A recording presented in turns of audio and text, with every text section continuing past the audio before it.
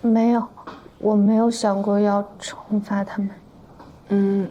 那您来找我们的意思是？是他建议我寻求法律的帮助，要他们一个道歉。对，是我的意思。他们当年那么残忍地对待过楠楠，把楠楠永远地改变了，哪怕他们不受到法律的惩罚，对楠楠说声对不起，也是应该的吧。我觉得楠楠如果得到他们的道歉，或许会从当年的阴影里慢慢地走出来。就一个道歉也太便宜他们了。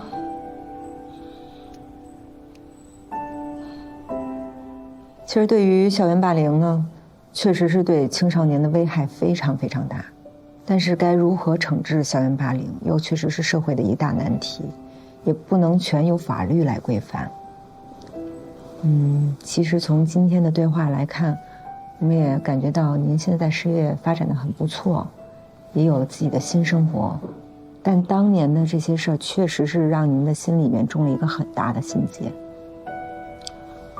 我现在呢是想跟您再确认一下，您其实只是希望得到他们一个真诚的道歉，让您从当年的这个阴影里面走出来，比让他们得到法律上面的惩罚更重要，是这个意思吗？对，罗律师，我就是这个意思。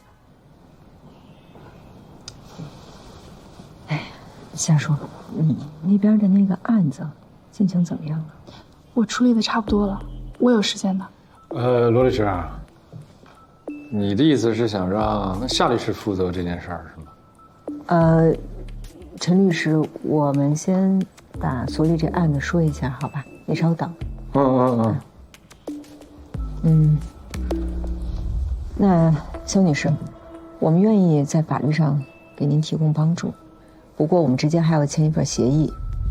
您的这个案子由夏叔夏律师来做主导，我跟邱华邱律师我们都会做一些辅助的工作的。首先要在您这个案子上做一个调查取证，拿到当年他们霸凌您的证据，然后我们再看下一步该怎么办，好不好？夏叔，你再跟他们谈谈关于协议的事。好。然后二位跟我来这边吧。夏叔，我去帮你拿一下协议吧。啊，谢谢。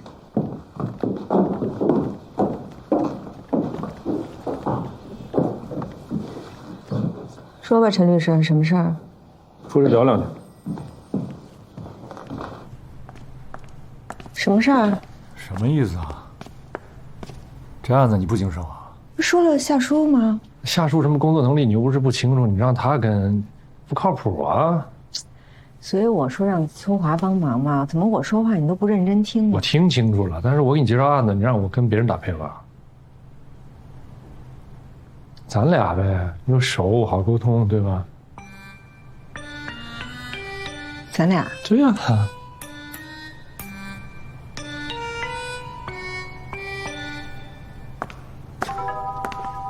你忘了？我忘什么了？学长那边的案子，那样我们所的，你得盯着呀。放心吧，你这边有什么需要帮衬的，我随时上啊。啊。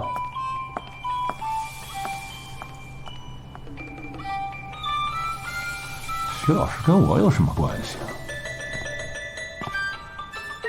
方瑞，撤，拿着我衣服啊。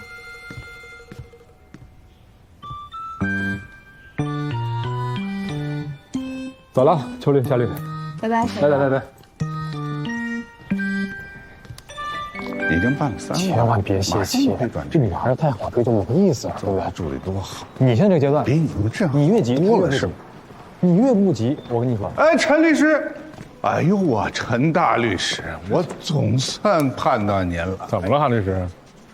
您还记得你有一个案子吗？我手上哪止一个案子，你说的哪个呀？哎呦，贵人多忘事，我给您提醒一下哈，名山。昨天明海的上诉期到期了是吧？对。哎，我忘问了，我现在我给法官。不用，这种小事儿我来做就行了，我已经打过了，明海没上诉，那就证明判决结果生效了嘛，生效马上可以进入执行程序了。对他来说好事啊！哎呀，别高兴太早啊，这种好事，明山不是应该比你更积极吗？对啊。哎，明山跟你联系过吗？没联系过。明山为什么不跟你联系？想过吗？防人之心不可无啊。说的有点道理啊。那去趟名山吧，咱一起。别，我这刚跑回来，水还没喝一口呢。懂了，你已经立功了，韩律，好吧，我自己去就行。二位，哎，我们出发了，走了。走了啊，韩律。好嘞，拜。这么重要的事儿，我能给忘了？师，哎呀，韩律，哎，师傅，你等等我。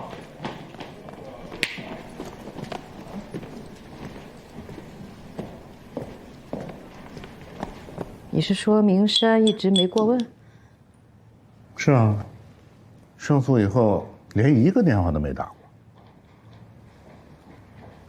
老韩，这种情况不胜诉，明山急，别人不急；一胜诉，明山不急，别人都急。你可得注意啊！放心吧，他们那点小把戏哪能瞒得住我呢？我注意着呢。你注意谁了？相关利益各方我全注意了。我布置了不止一个眼线，好几个呢。但凡他们那边有个风吹草动，我立刻就能知道。不是，你要特别注意你的搭档陈硕。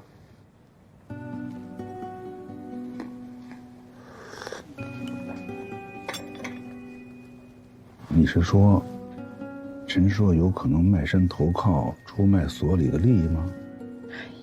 不是，我是怕他财迷心窍，该圆通的地方不圆通，只顾着看自己的利益了，反而给所里带来更大的损失，明白吗？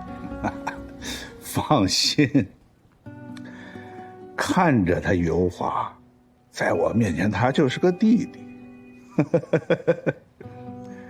但是有件事我得说道，这个案子全凭我在那儿盯着呢，这代理费才分我20%，咱们所里像我这样富有自我牺牲精神的律师，你能找出第二个吗？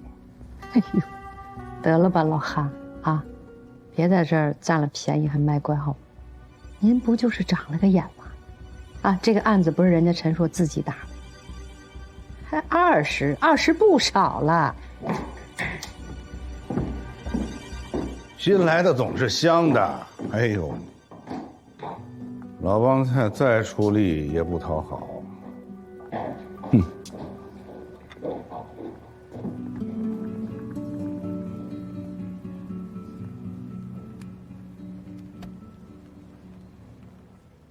哎，师傅，我打听个事儿啊。这个明海不上诉，你知道是什么原因吗？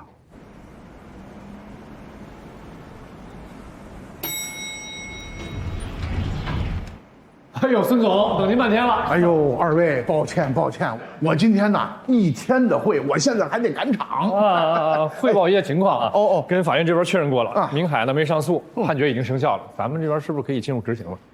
我一切听您的。那么考虑到对方的背景呢，还有他的这企业特点，除了已经查封了他们的银行账户之外呢，我想再查一下他们主营业务以外的资产，所以财产信息上报给法院，你觉得呢？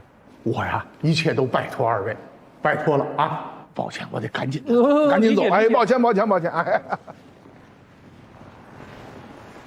随时电话联系。好嘞。哎，走。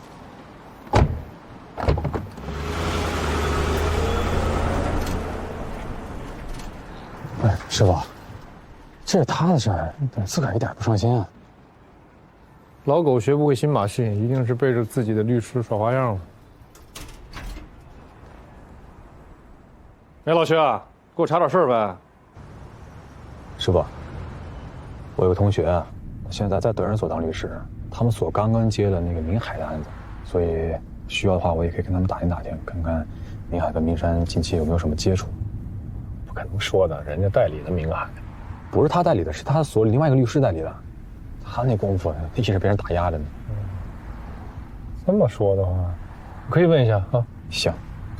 同学之间因为互相看不顺眼、寻衅滋事、互殴、辱骂等行为可能会触犯的法律有《刑法》第233条过失致人死亡罪、刑法第234条故意伤害罪，刑法第238条非法拘禁罪。行了，别背了，这件事情根本就不是刑法规制的范畴。还有呢，刑法第246条侮辱罪，第293条寻衅滋事罪。你觉得够得上吗？我觉得够得上，但法官不一定这么觉得。对了，人身损害赔偿司法解释第7条，对未成年人依法负有教育、管理、保护义务的学校、幼儿园相关教育机构，若未尽到职责范围内的相关义务，致使未成年人受到人身损害的，应当承担赔偿责任。哎，我们可以依据这个去找肖楠楠当年的那个高中啊。那你怎么证明肖楠楠受到过人身伤害呢？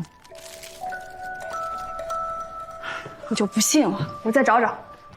别找了，有这个功夫，咱们还不如去跟肖楠楠谈谈呢。谈什么呀？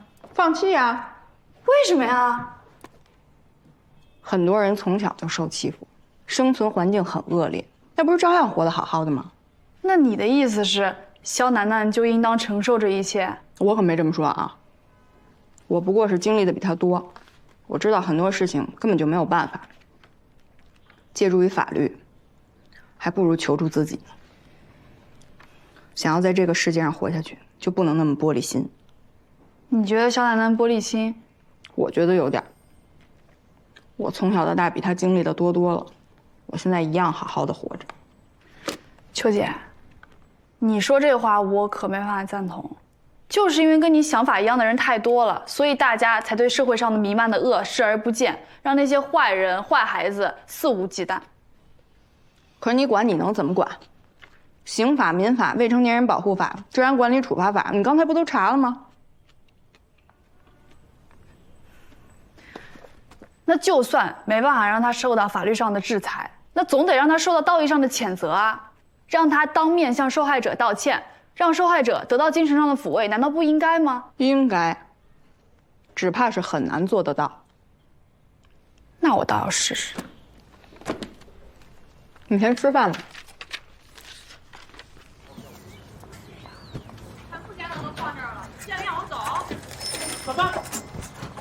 师傅你好，请问魏桂英在里面？那不里面正喊着呢吗？他这怎么了？我们这地方啊太小，不够用，他要去贷款把旁边的地方也给租下来了。没想到呀，上当受骗了，他把钱给了骗子，原来那地方是人家的。啊？怎么还有这种事儿啊？哎呀，挣点钱都不容易呀。行，谢谢您啊。没事。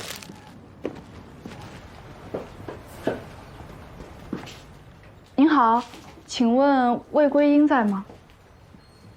什么事儿啊？您是魏桂英？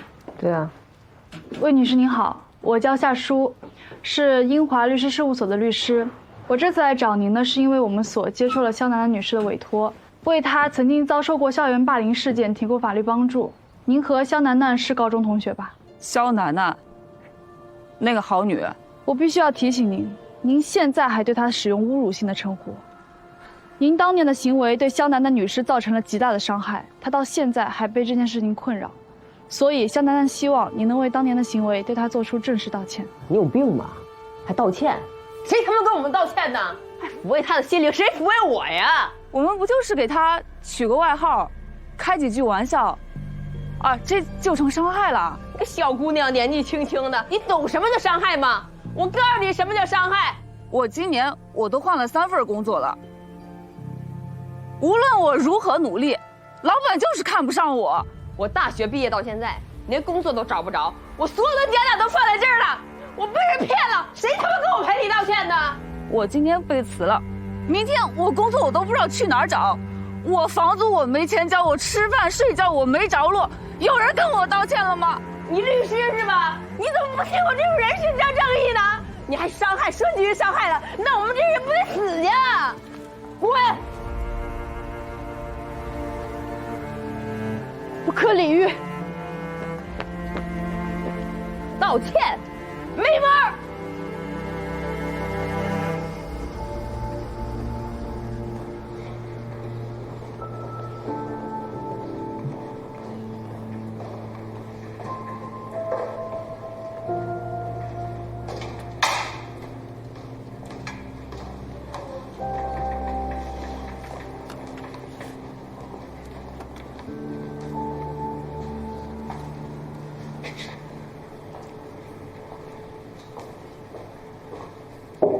你好，肖楠楠。哎，请坐，请坐。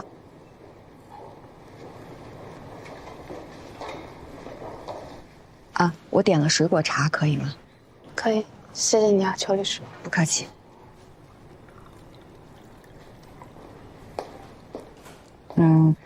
今天请你过来，就是想随便跟你聊聊。我们夏舒律师根据你提供的名单，找到了几个人。但是结果你应该也能想象得到。那我就跟你直说了。他们是觉得，当年年龄比较小，不过是随口跟你开了几句玩笑，而且你家里条件又比他们好，他们做事情难免对你有些敌意，在那个年龄阶段有那样的心理动机也是可以理解的。邱律师，你的意思是说，那些事情构不成对我的伤害，这一切都是我过于敏感，不是生非是吗？不是，我不是这个意思。他们当年对你做的这一切当然是不对的。我想表达的意思是，有的时候生活就是很残酷。你要是想活下去，就得把自己的心脏变成一张粗筛，把那些细小的东西都筛掉。你能做的就是让自己的内心变得更强大。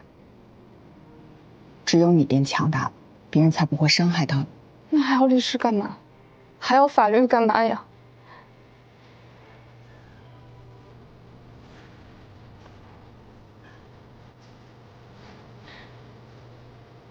他们已经从你们那儿得到了我的联系方式，现在又打电话骂我是好女，是我错，我不该找你，我就该自己受着。该交的钱我都交了，咱们终止协议吧。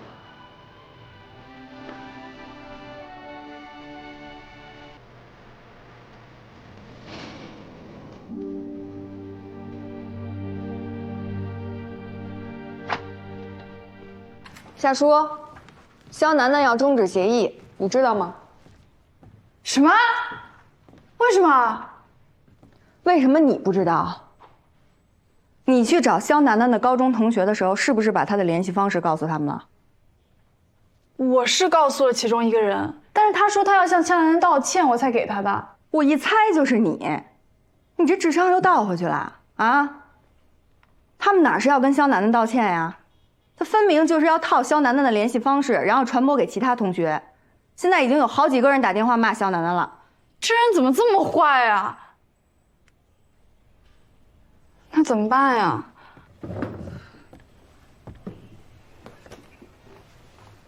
能怎么办啊？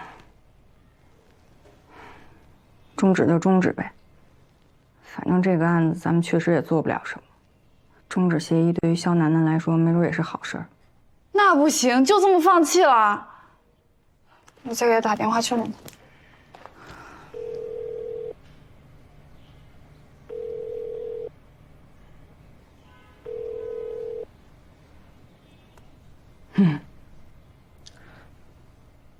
等英子回来商量商量，不行我们把钱就退给人家吧。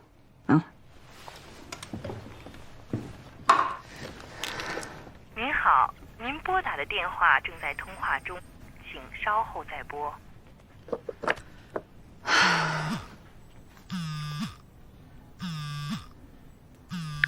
喂，郝总，怎么了？夏舒，马总跟杨总这边的情况，我想跟你对一下，你有空吗？我现在有个案子比较麻烦，暂时走不开，要不你晚上过来找我吧。是这样啊。那我知道了。哎呀，谢谢兄弟了，哥欠你的，哥心里有数啊。咱们来日方长，那就先这样。哎，好的好的，再见啊。真的假的呀？两家早勾搭到一起，明海把明山钱还了？那没有，只是走得很近。昨天司明山还去了明海集团，而且这个明海的老总亲自下楼去迎接，俩人谈笑风生。聊什么？那谁知道？我这小兄弟就是明海集团里边一个部门主管，他只知道名山去人了啊，聊什么，干了些什么，这个协议达成之前他不可能知道。律师在前面冲锋陷阵，当事人把律师给卖了，图什么呢？就图赖那点律师费啊？您一个人律师费800多万，你管那叫点儿啊？啊，是不是？那两家什么时候开始联系上？就你们一审胜诉之后。哎，其实啊，按理说呢，这个明海集团的老总，人家是正处级干的，他怎么能看得上一个民企老板？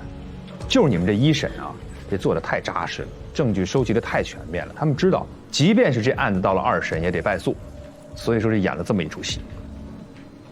那明山的孙明山又不傻呀，他知道明海怕什么。那所以嘛，不论是明海的态度怎么变，明山的核心诉求不会变的，他就是要让明海还钱，就是这意思。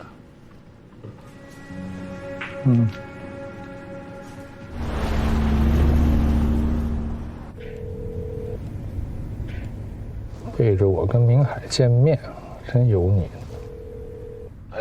哎，孙总啊，哎，你好，我陈硕啊。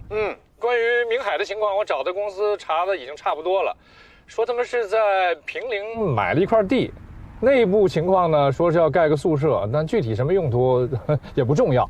重要的是呢，这块地啊，目前还没有被封，其财产价值足以覆盖大部分的债权。您看这情况，我们要不要尽快提供给法院啊？还真找着了。哎，提供啊，这些人呐是不见棺材不落泪，他们不主动的执行判决，咱们就申请执行。哎，那就提供给法院了啊。还有一点，孙总，很重要的一点，就是咱们之前的代理协议里边有说过，我们双方呢需要建立一个共管账户，去收取给付款，还有就是执行款。那现在马上要执行了，您看您这边方不方便派一个人跟我对接一下这个事儿啊？可以啊，你说什么时候？那越快越好啊！不，明天成不成？行，明天我就派人过去啊。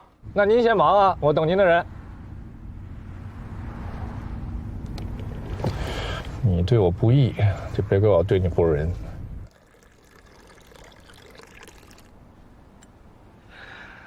孙总啊，咱们正在跟明海谈判呢，这个时候提执行好吗？那有什么不好啊？哎，咱们跟他们谈判，他们那边是一拖再拖的，不就是不想还钱吗？咱们呢，趁着还没谈成，抓紧执行。能执行回来多少就执行多少。咱们执行的越多，谈判的时候筹码就大。哎，那个陈律师知道谈判这个事儿吗？哎，这可不能让他知道。哦，对了，告诉所有知道这件事的人，严格保密，绝对不能让陈律师听到任何风声。哎，金。好嘞，找我。哎呦，我可把你盼回来了。坐。这门也关上。不，这么严肃，这怎么了啊？我得到了个确切消息，明山跟明海在谈判。这有点不地道了。我早就猜到了。一遇到这种时候，当事人出卖自己的律师，那就成了铁律了。但也有点奇怪，你现在说他们在谈判，那我刚刚在车上给孙明山打电话了，他还催我呢，说你赶快去办执行的事儿啊。办执行？对，孙明山说的。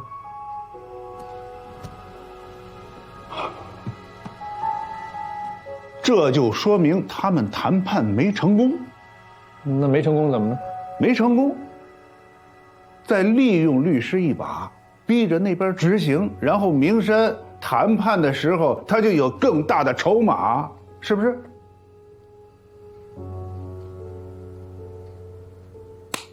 我就没想到这一层。这样，潘律师，我得叫您师傅呀，受徒弟一拜，好不好？你看这，行，你太厉害了，这。拿到钱了再拍马屁。那行，那咱就现在抓紧执行这件事。别贪多啊，执行一笔咱提一笔，然后呢，咱马上去找明山谈判，咱及时止损，知道吗？行，我知道了。我跟孙明山说了，赶快把共管账户这事儿给建了。明天呢，他就派人来，我们一起去银行。建共管账户，那他们要是不同意，咱们提不出钱，那咱不是白干了？你得看这账户是谁去建，然后用什么方法建。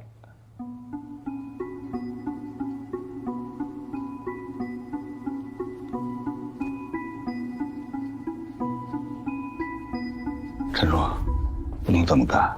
不怎么干了？风险太大，容易被人抓住。韩律师，你这操心了。我陈硕呢是律师，违法的事儿我肯定不干。还有啊，只要他们履行协议，这共管账户那就只是一账户。哎，兄弟，你听我说一句啊，你听说过哪个律师打了个一审就能挣个千800万的呢？打一开始我就知道，明山的这个标他就是个噱头，他就是引着律师上钩的。兄弟啊，咱现在降一降。咱就只要个100万，这事儿还好商量，你说是不是？我能赚800万，但我只要100万。要不说你年轻呢，老话说得好啊，两鸟在林不如一鸟在手，挣到手的那才是钱，挣不到手的那就是纸上的数字。韩律师，这件事呢，我就按协议办事儿，我只要我该得的。如果你担心的话呢，你可以把这事儿上报到所里边，你看所里边怎么说，行吗？我上报干什么呀？不，你能多挣，我也能多分，是不是？那不就结了吗，老哥？啊，不用担心，我这边有任何进展，我第一时间跟你说，行不行？行了，好了。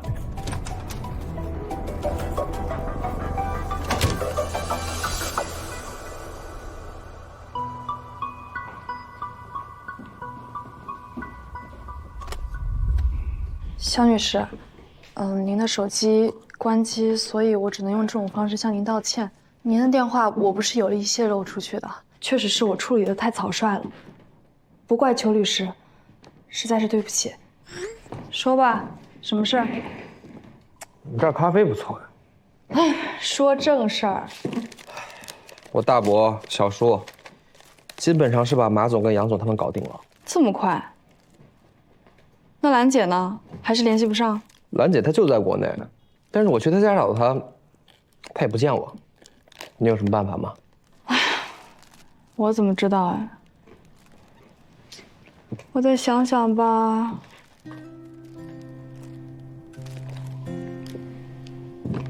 郝磊，我问你个问题：就算你当不了董事长，你也是大股东，你又不缺钱，为什么非要跟你大伯小叔争呢？你们当律师，接一些普通的案子也能挣钱，你何必要债钻到别人车轮子底下，半夜跟当事人道歉？你图什么呀？这叫成就感，你懂不懂啊？成就感？是你钻车轮子底下有成就感呀，还是跟流氓债主斗智斗勇有成就感？怎么没有啦？我觉得我自己挺厉害。我以前好像什么都有，但其实两手空空。我现在什么都没了，但我非要抓住点什么。你不也一样吗？所以我就说嘛，咱俩其实挺像的。哎，行了，就知道套近乎，忽悠我给你工作呢。说正事儿，你现在只能靠兰姐了，怎么办吧？喜欢成就感，你觉得？我交给你了。嘿，好好，我欠你的。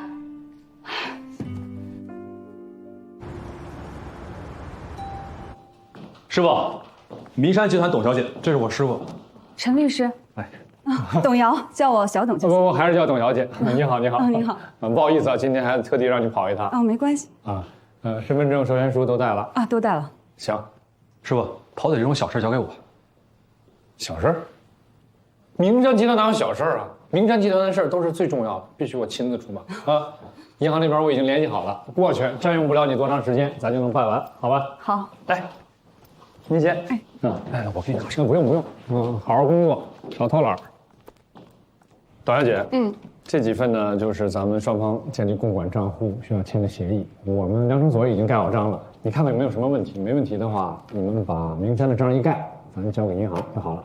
好，那陈律师我看一下。哎。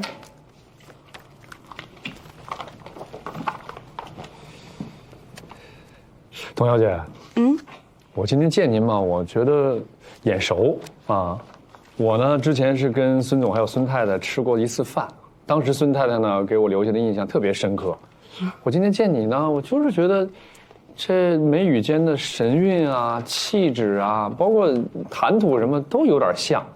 您说的那是我姐。孙总太太是你姐？是啊。表姐亲姐？亲的。那难怪了呢，你说。哎，我当时我还想呢，我说这孙总这是怎么积来的福分啊，娶了这么好的老婆。哎，今天一见你，我知道我有点孤陋寡闻了。哎呦，您可别开玩笑了，我哪能跟我姐比啊？我姐找了我姐夫啊，这辈子都不用愁了。这哪像我啊，30多岁了，还在给我姐夫打工呢。您千万别这么说，您这优秀着呢。协议是不是没什么问题啊？没什么问题，我盖个章。好好好。哎，对了，陈律师，哎，那你是什么时候见的我姐啊？那会儿我应该已经进公司了。啊，具体什么时候？我想想，不久前，哦，对，当时你姐还提了一下，说她有个妹妹。哦，是吗？啊，我当时就想，我说这姐姐优雅、知性、大方，而且高挑，好看吧？好看。我说这妹妹得什么样？是不是？哎呦，您太逗了，还妹妹什么样？贾宝玉似的。啊，还有2份。好。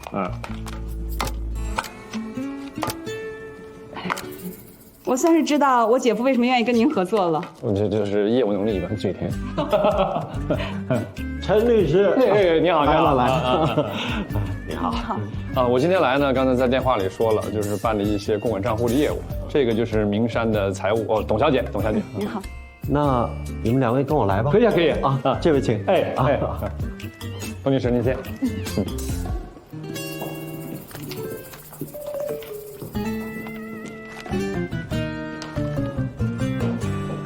小赵，哎，马经理，陈律师他们律所在咱们这开个户。好的，啊，请坐。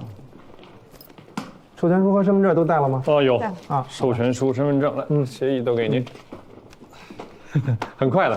对，你看，谢谢。来，啊，2个邮盾啊，你一个，我一个，对，到时候改下密码就可以了。好啊，我叫个车。啊，我送你，叫什么车？我开车停着呢，在那儿。走了。那我就不跟您客气了。跟我还客气什么？这就是我们申请执行的材料，刘法官。你们都调查清楚了吧？这些房产和土地完全属于明海，没有合作开发或者其他权属问题吧？啊，没有，我们查清楚了，您放心。我们研究一下，尽快进入程序。好的，您受累，刘法官啊，别麻烦，再见。这一天还真够忙的，800万，能买笼子可惜。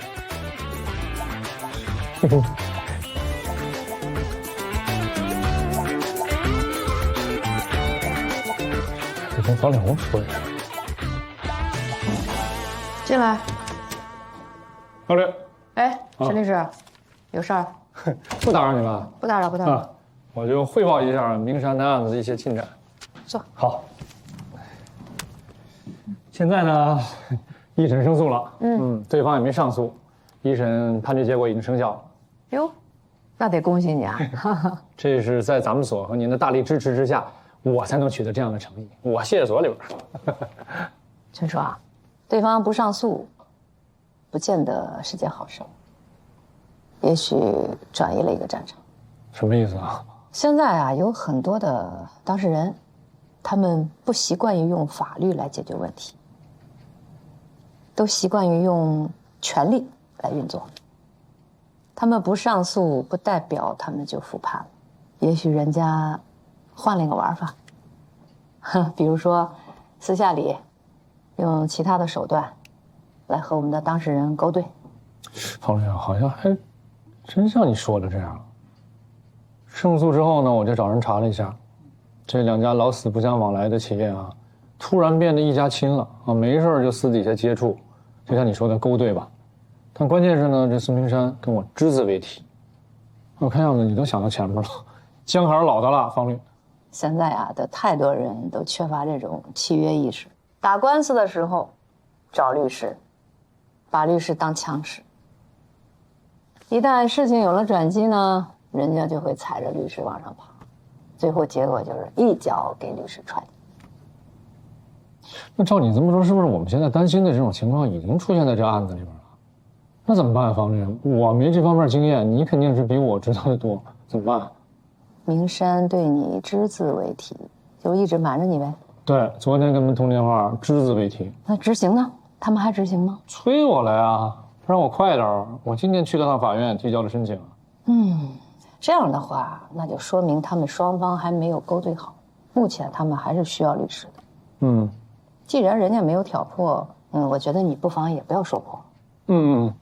抓紧时间督促一下法院，赶紧执行。哎，但是有一条特别重要啊，执行回来的钱一定要掌握在自己手里。哎，我记得签合同的时候是不是要建一个什么共管账户来着？是吧？对，建好了。今天跟他们名山的会计一起去银行开好了，已经开好了，那就不好办了。怎么了？共管账户如果没有对方的允许，这钱我们还动不了。能动。能动。能动。我今天呢，把双方的建立共管账户的这协议呢提交给银行，提交的这协议是正式的，也就是说真的。这名山的财会呢，拿着章咔咔咔咔就都敲上了。只不过我提交的时候交了2份，这2份是我们粮政所的权限更大，只要我们想的话，随时都可以撤销他们的权限。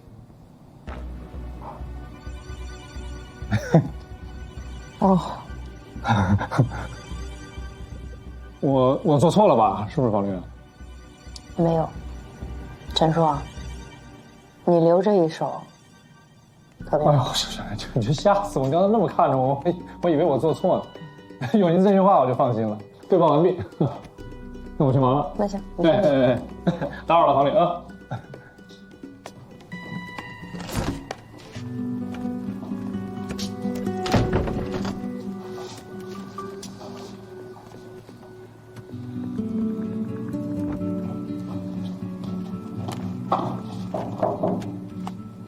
谢谢，彭律。哎，陈叔，来看看，气色怎么样？挺好的，怎么了？上次你说这万和案需要人嘛，说我气色不好，让我养养，我现在养好了。而且你看这名山这事儿呢，医生也申诉了，我现在闲着没事，我可以加入万和案了。虽然名山案胜诉了，但还没有执行呢。执行的事儿没事儿了，我刚刚跟这个方律师商量完，没有什么事儿了。现在万和是关键。那我觉得啊，这万和案跟我之前看过的一个案子特别的像，筑城案。所以呢，你就让我加入呗，我肯定能帮上大忙。陈叔，你但凡早一天跟我提，我都能让你加3儿。但是现在呢，这个团队已经满员了。案子大，利益大，加你一个人就会少分1份钱。你呢，站我角度替我想一想，我真的没有办法和其他的合伙人交代。嗨，你放心吧，陶律，我肯定不会让你为难的。我就是想为咱所里边尽一份我自己的绵薄之力。我太了解你了，陈叔，你是想多挣1份钱，一个名山案就可以了啊，差不多得了。你被看出来了，还是陶律师你了解我。那行吧，反正你这有任何需要的话，随时呼唤我，好吧？没问题啊，我先走。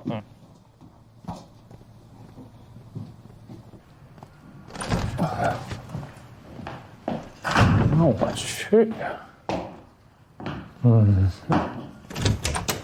师傅，你小子怎么回事？不好好在这备考上？你俩跟明山真的在谈判，我还打听到后边还有政府在协调，这不要坑咱们吗？这2天跑这事儿了？对呀，师傅，咱怎么办？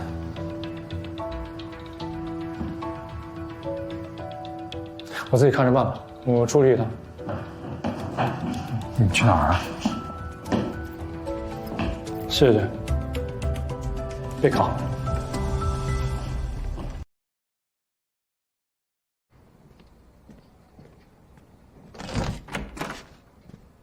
哎，你找我？进来。啊。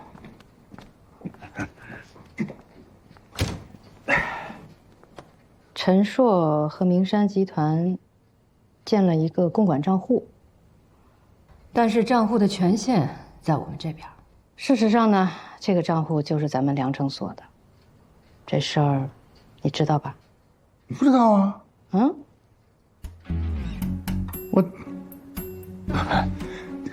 方律师，您就当我不知道啊。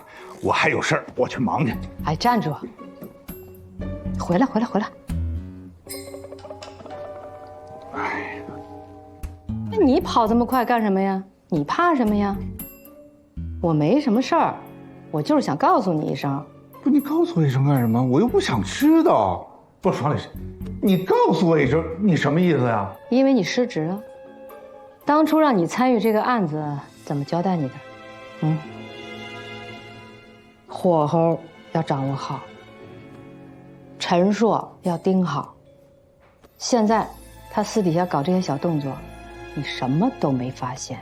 哎，你怎么盯了呀，老韩？你又不是不知道，那小子鬼精的，我防不胜防。他有你鬼有你精啊！不，他还亏劲。不，方律师啊，你既然知道这个共管账户有风险，你不用告诉我呀，你直接阻止他不就完了吗？我为什么要阻止啊？当初陈硕他接这个案子的时候，他自己承诺过，风险自担，而且前期费用自掏腰包，明摆着呀，明山就是想摆我们一刀。我觉得这个时候让陈硕收拾一下他们，挺好的，跟我们良城所也没什么关系。对呀，跟咱良城所也没什么关系，那跟我就更没有关系了，对不对？怎么没关系啊？你不是提成20%吗？不要啦。方律师，不，老方，你不带这么坑人的呀！哎，万和那么好的项目你不让我参与，这全是坑的案子，你逼着我往里头钻。这话你说的就太不地道了啊！明山集团这个案子利益多大呀？你自己掰手指头算算，这一单是不是够你吃1年的？你知道所里有多少人在盯着呀？啊，你还不知足啊？我其实今天叫你过来吧，我就是想跟你说说啊，陈硕呀胆子太大，我就怕他做点什么给咱们所带来风险，所以你一定要盯紧他，盯好他，这所里就靠你啦，你还不清楚啊？清楚啊。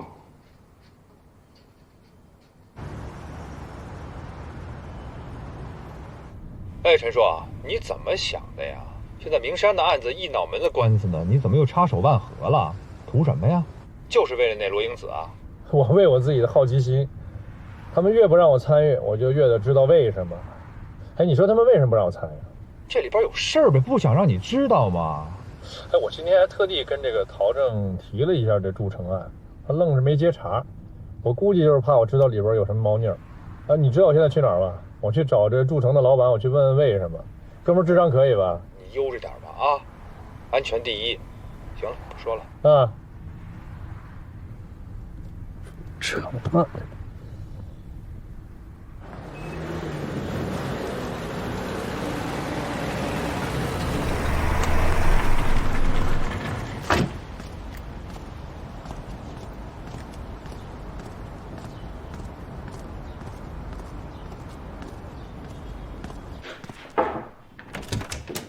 老板，有人找。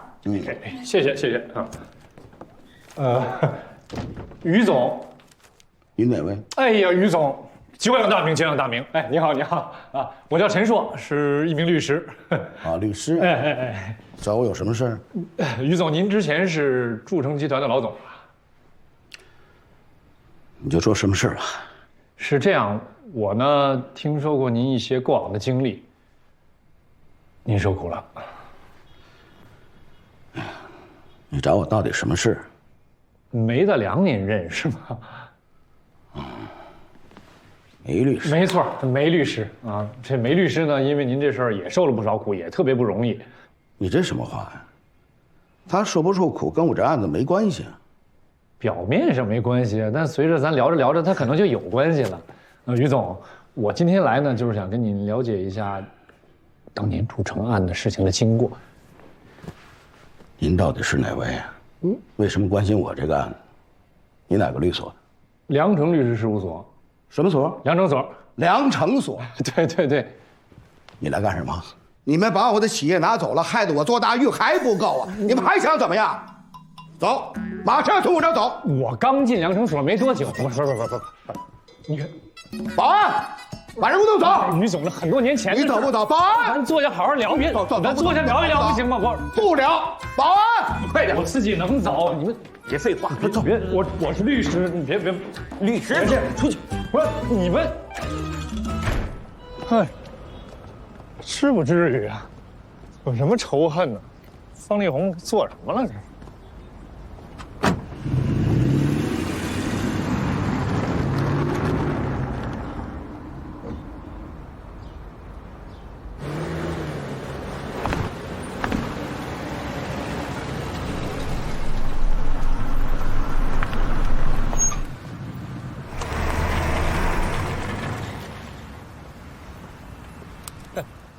律师，杨先生，你怎么来了？有进展了是不是？我就是为这件事来的。他们可以不接我们这案子，但不能这么害我们呀。他们干嘛了？他们所那个夏律师，把楠楠的联系方式告诉了楠楠一个同学，导致他们找到了楠楠。好多人打电话侮辱楠楠。沙叔啊，我蠢啊，干什么呢？哎，算了啊，我打电话问他们。我们不找了，我们自认倒霉。楠楠已经跟他们说了终止协议。他们还不同意，哎，陈律师，您就告诉他们一声，我们终止协议了啊，交上去的钱我们也不要了。杨言，这不是钱不钱的问题啊，你能算了，我都不能算。这案子是我介绍过去的，我必须负责到底。这样，你也先别太着急，别太生气，回去等我消息，我一定给你个交代。行，我相信你。实在抱歉，不好意思啊，等我消息。好，那我先走了。好好好。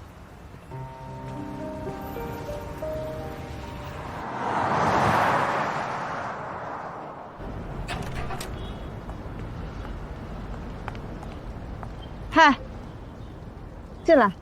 出来聊吧。你进来说。这风水不太好，不进去。行，那我就冻着呗。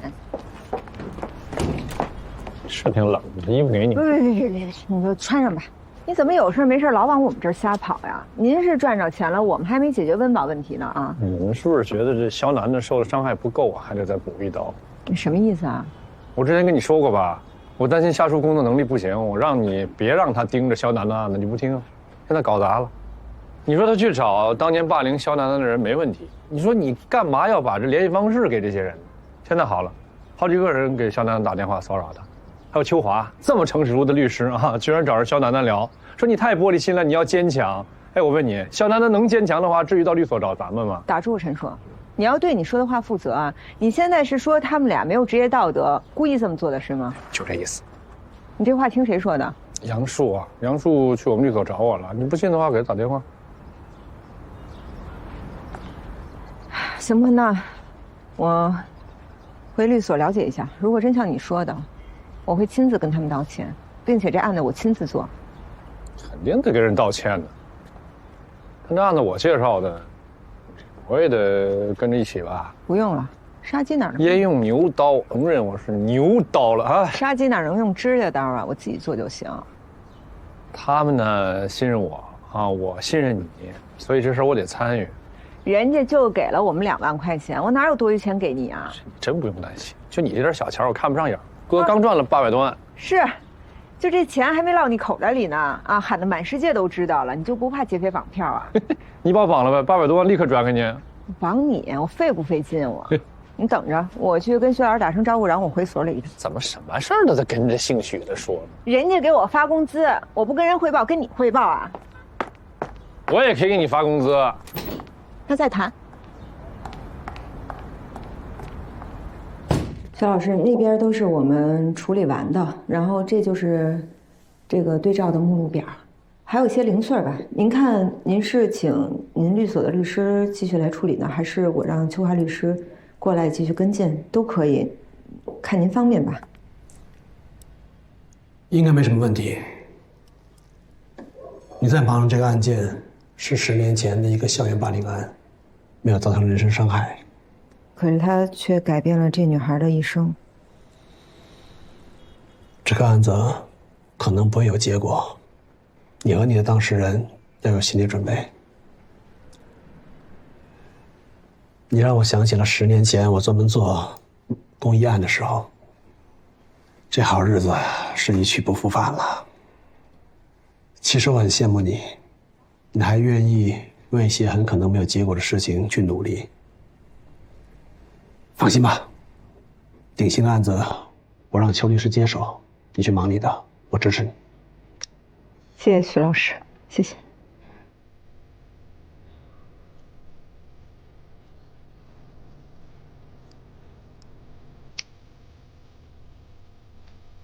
但是这么大的一个事儿，你们为什么都不跟我说一声呢？现在人肖楠楠已经终止协议了。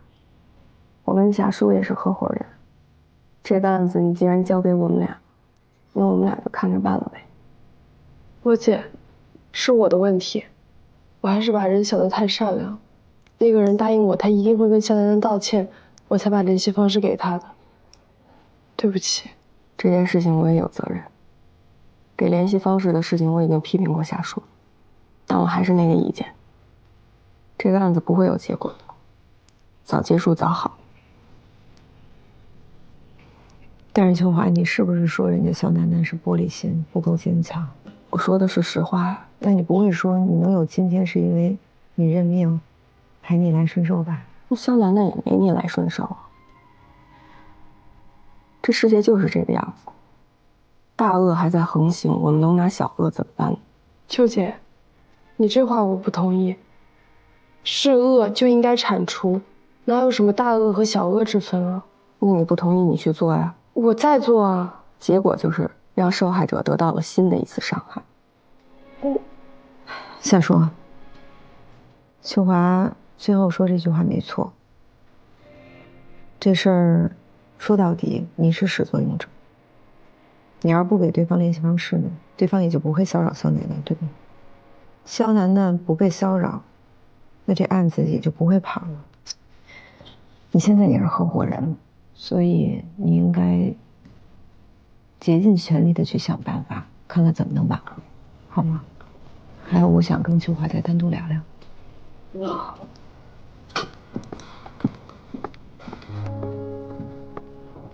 你不觉得你对肖楠楠的做法不太合适吗？那怎么做才合适呢？从法律、从人性的角度，这个案子能打赢的几率微乎其微。真要是拖上个几年打不出个结果，那他更崩溃。还不如让自己内心变得强大，自己把这个坎过了。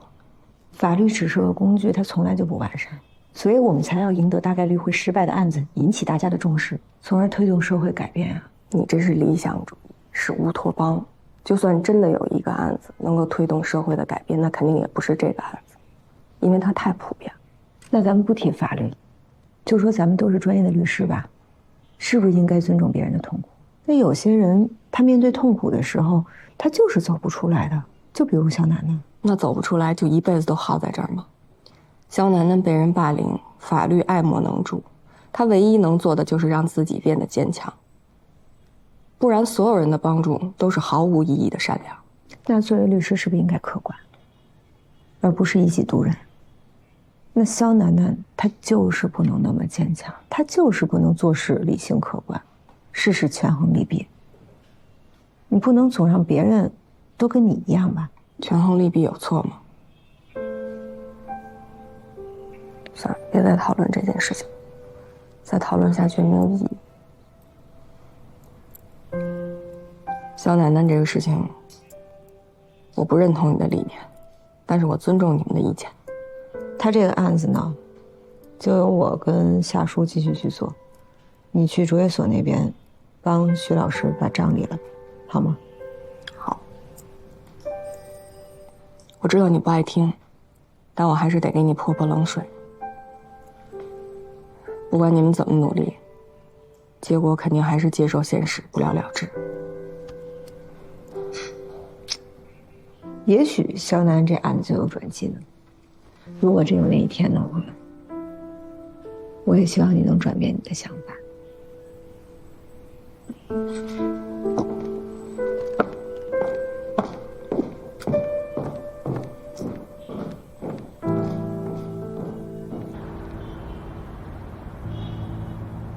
老婆，吃饭了。吃饭啦！快来。好。呵，今天这干嘛做这么多好吃的，还喝酒？这有什么喜事儿啊？我要替郑哥了。哟，那可是好事儿啊！今天组织处找我谈了，说这2天公示完就定了。好事儿，好事儿，恭喜恭喜！来来来，干杯！那都喝了。别吧，别干杯。那我干了。就先吃点菜，慢慢喝，别着急。哎呀，秋华，我想了，我今年啊，我是28，再过4年，我就是32。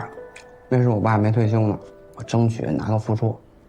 再过4年，我就是36，咱努力当个正处。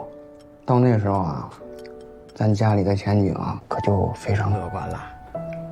为这种事情这么伤脑筋，值得吗？那有啥伤脑筋的呀？就算再伤脑筋，只要能提上，我觉得也值。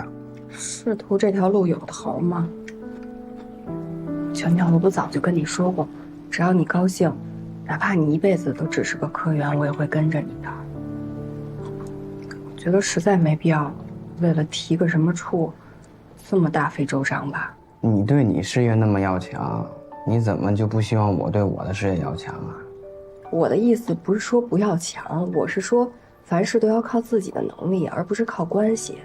你别总提拔，你升职靠你自己，这碗饭才能吃得踏实，是不是？你不也靠关系？我爸给你介绍那吴总，你不也拿名片找人去了？不是，我去找吴总，不是因为我想去，是因为我怕我不去你不高兴。再说了，我最后我也没有接受吴总的委托呀。我现在办的所有的案子都是靠我自己的努力挣来的，我什么时候找关系了？那我觉得你有点看不起我了。我什么时候说我看不起你了？你怎么会这么想呢？那是因为你对我的事业你就没有要求。咱俩是夫妻，咱俩又不是一个团队的，我为什么非得要对你的事业有要求呢？我要一辈子我都是个小科员，别说你了，我连我自己我都看不起我自己。你说我怎么也是个大老爷们儿，这样出去多丢人啊！行，我又说多了，以后你的事情我不干涉了，好吧？咱们俩是生活上的伴侣，也确实没必要一切事情价值观都相同。你喜欢做的事情你就去做。我只是提醒你一点，尽量靠自己，别靠爸了。吃饭吧。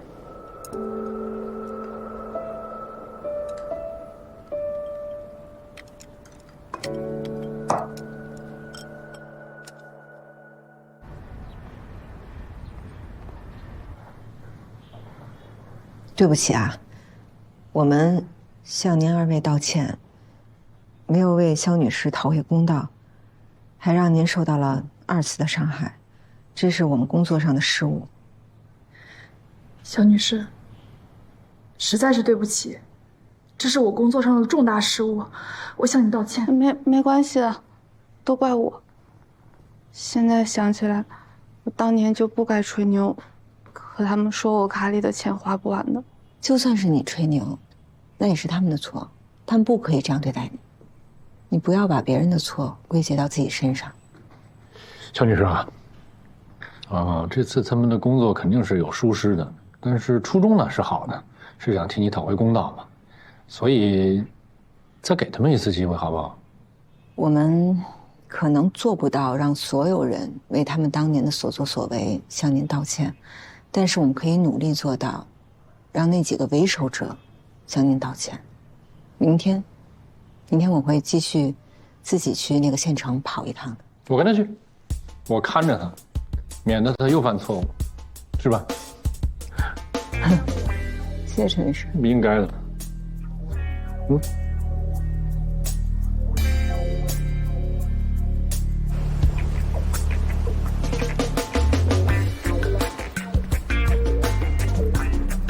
呀，小劲儿！早，早，爱心早餐。没少，你先拿着，开门。不拿自己当外人，双压。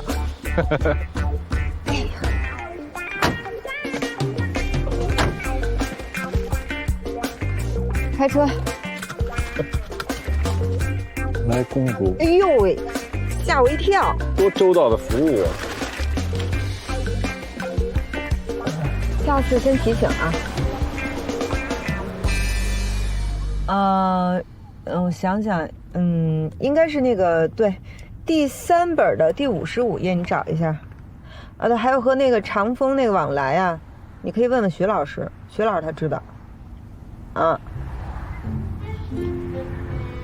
那辛苦了啊，拜拜。哎，忙啊。哼，那是，那哪能跟您比啊？挣着大钱了，都实现财富自由了，这成天就想着泡妞和把妹。不是我泡谁了我？哈哈，啊，也不是，我还真就想泡一个，没泡上。别胡说八道。哎，我特想知道，你为什么对这小安这么执着呀？怎么了？是挣大钱挣够了？挣不够，所里不让我碰大案子。方力宏还有陶正不让我参与万和破产。哎，打住！怎么了？陈无良，打住！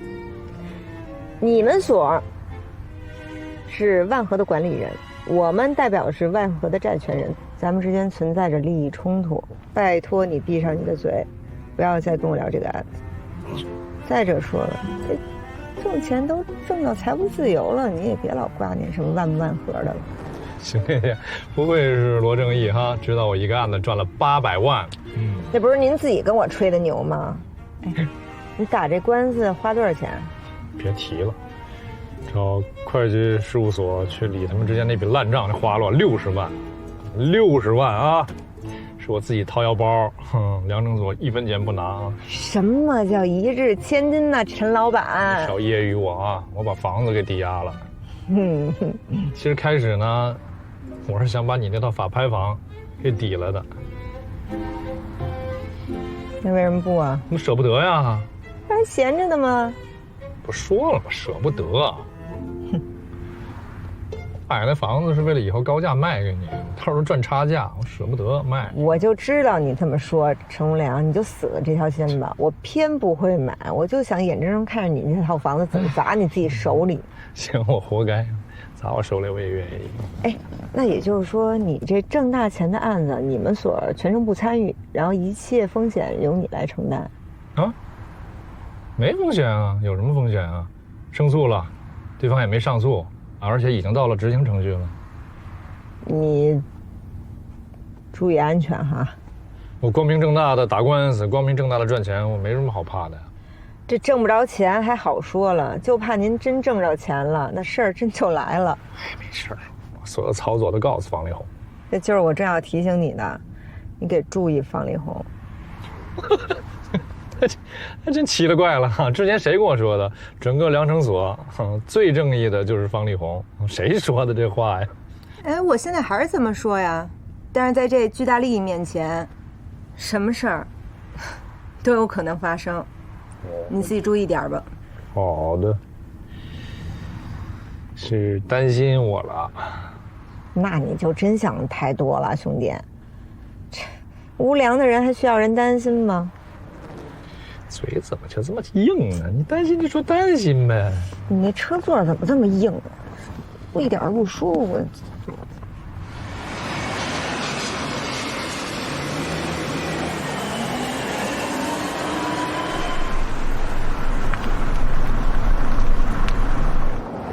这现金不大吗？不大。第一站去哪儿啊？我看看在我包里。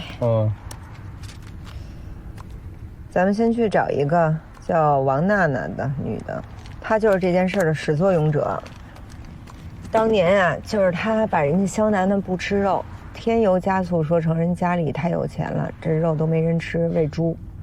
后来也是他第一个把这消息到处散播出去的。再之后呢，他还朝人肖楠楠脸上吐过口水，还扇过人家耳光，啊。什么人呢？说他现在是在一个优选生鲜的超市当收银员呢。咱们要不然去那超市看看去。优选生鲜是吧？对，我来吧。好，行，手指头。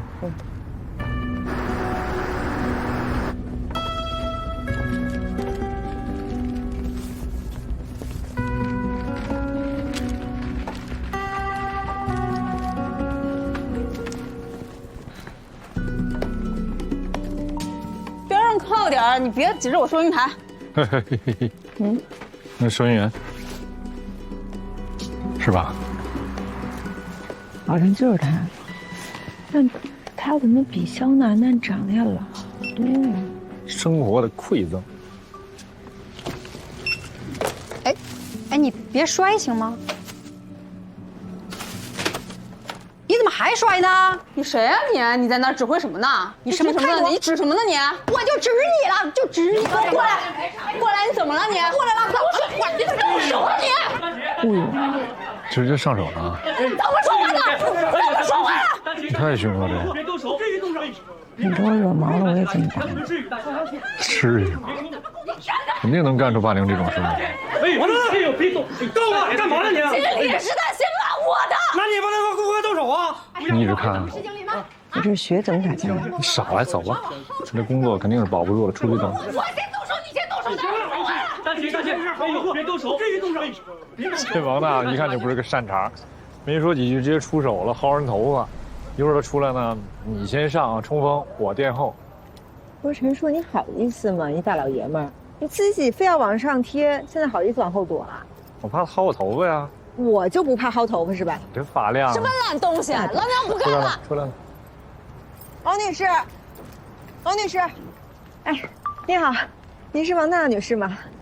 我是罗英子，这个是我的名片，啊，这是陈律师，我们有事找您。前段时间一个夏律师给我打电话，你们是一伙儿的吧？我都跟他说了，我一没偷二没抢，怎么还来找我？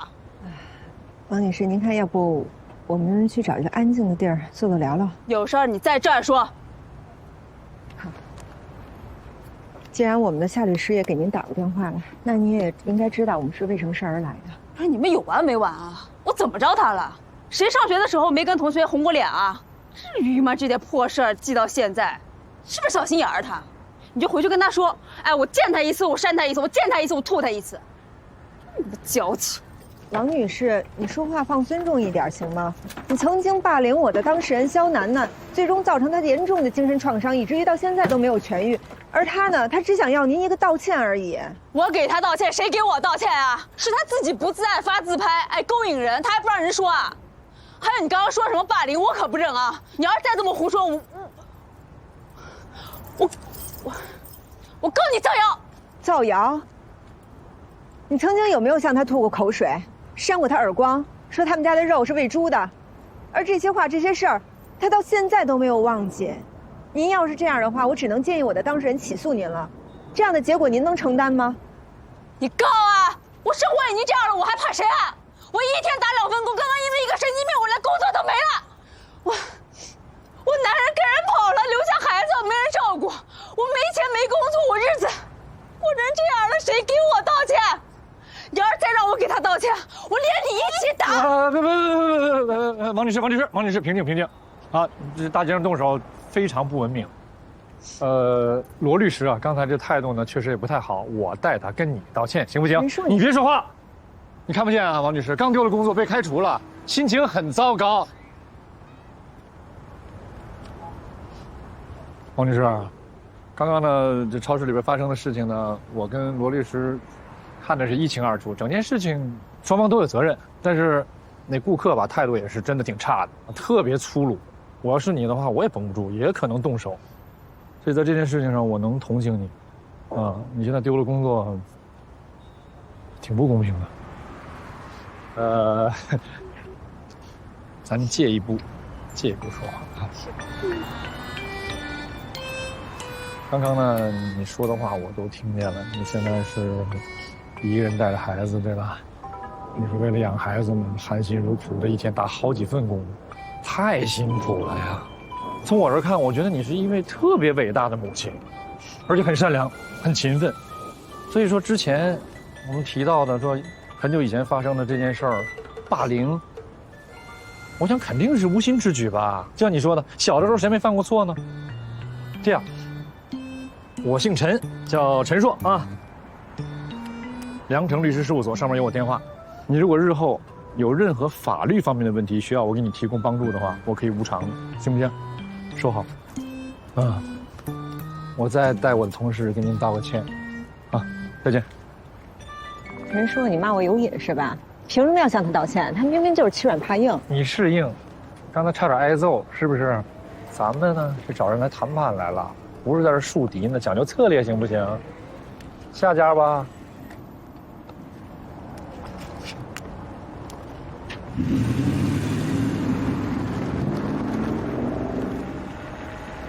20真不贵，这是钢化膜。15吧，15我就在你这儿贴了。20我都不挣钱，我是20进的，1分钱不能少吧？上次我在你这儿贴了个18的啊，我出门我才发现别人家都才12，那便宜没好货呀。走了。哎，15给你贴了，回来吧来。哎，15，真小气。哎，来了。2位是想选手机还是贴膜？您是刘先生对不对？对啊，我们从京北来的，特地来拜访您。拜访我？有什么事儿吗？刘先生，您当年上高中的时候是你们县一中高3、5班的贴吧吧主对吧？当年您在管理贴吧的时候，有意引导了对肖楠恩女士的语言暴力。您还整理出了侮辱肖楠恩女士的好女语录大全，你所做的这一切对她造成了极大的伤害。后来她上大学以后，您还把这些内容又发在了她大学的网站里，从而扩大了对她的伤害和影响，以至于肖楠女士到现在都没从伤害中走出来。我们今天来是受她的委托，来向您提出交涉，希望您对当年的所作所为正式的向她道歉。肖楠呢？对。我刚才说的诉求，您怎么想？我想起来了，我老同学，他现在在哪呢？怎么样？做啥呢？他现在的生活和您没有关系，他只是想为他当年受的伤害讨一个公道。我没记错的话，他家是京北的吧？他还在京北？现在还在京北呢，成为了一名平面设计师。他成平面设计师了？生活特别幸福。这不光有一个爱的男朋友，关键是男朋友特别厉害，弄了一个创业公司，听说被几大互联网巨头看中了，还说要花高价收购呢。刘先生，肖楠女士想让您给她写一份正式的道歉信。找个好对象，这不挺好吗？是，我说了，特别幸福，而且他条件好嘛，他爸有钱，这你们以前不知道吗？大房子、豪车全给准备好了。肖楠女士的诉求您怎么想？哎，你刚刚说她男朋友，她还没结婚？没有吧？你也知道，现在有些女孩不想那么早结婚，那就跟男朋友处着呗，幸福甜蜜，永远像谈恋爱一样。关于道歉的事儿，您怎么想？道什么歉？您是当年贴吧吧主啊，您发的那些帖子不应该道歉吗？我凭什么道歉呢？哎，当时发帖的人多了，你怎么不去找他们？想让我道歉，门儿也没有。没事儿，赶紧走，别耽误我做生意啊！哎，买手机可以找我，给你们优惠。刘先生说了，买手机来，买手机来。走吧，走。慢点开，路上别掉沟里。